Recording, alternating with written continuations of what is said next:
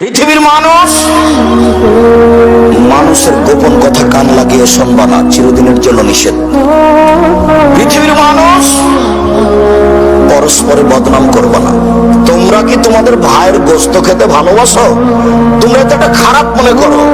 বদনাম করা মানে ওর গায়ের গোস্ত খেয়ে না। আপনি একজনের বদনাম করলেন মানে ওর গোস্ত আপনি চাপিয়ে চাপিয়ে খেয়ে নিলেন। এ কথা আল্লাহ বলছেন। এই সারমর্ম কি?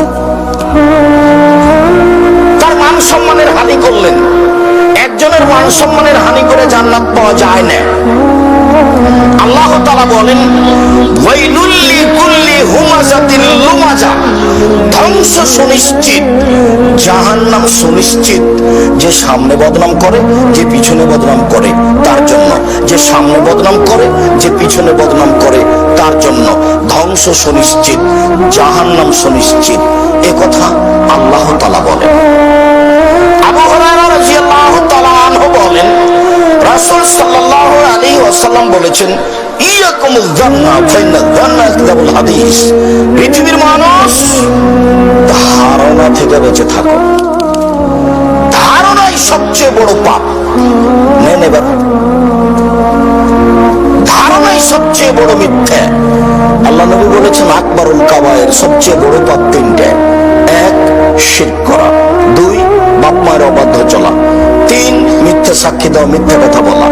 আর এইখানে আল্লাহ নবী বলছেন ধারণাই সবচেয়ে বড় মিথ্যা।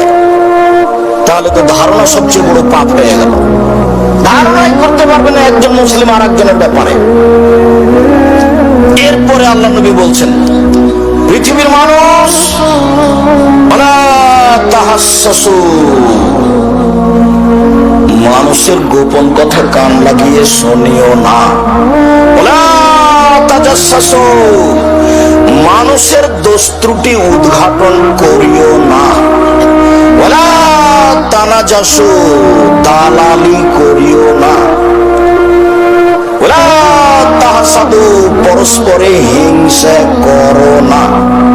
ওয়ালা তাবাগাজু, পরস্পরে একজনের শত্রুতা করো না।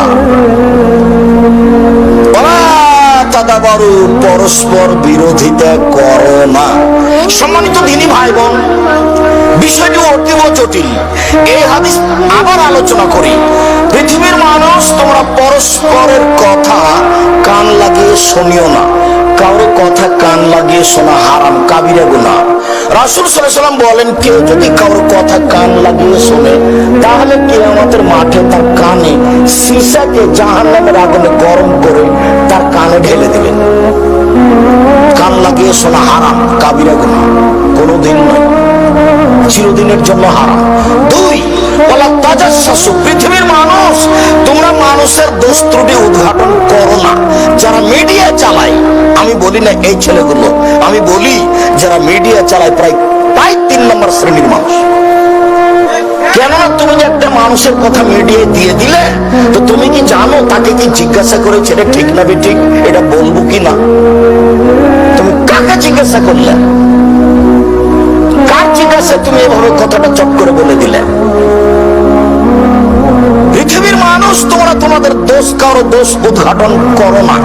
আজীব পৃথিবী। বাংলাদেশে 40 বছর আগে যা কিছু হয়েছে সেটা এখন মানুষ পেপার পত্রিকা লিখছে।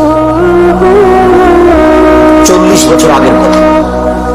পৃথিবীর মানুষ, তোমরা মানুষের দোষ ত্রুটি উদ্ঘাটন করো না।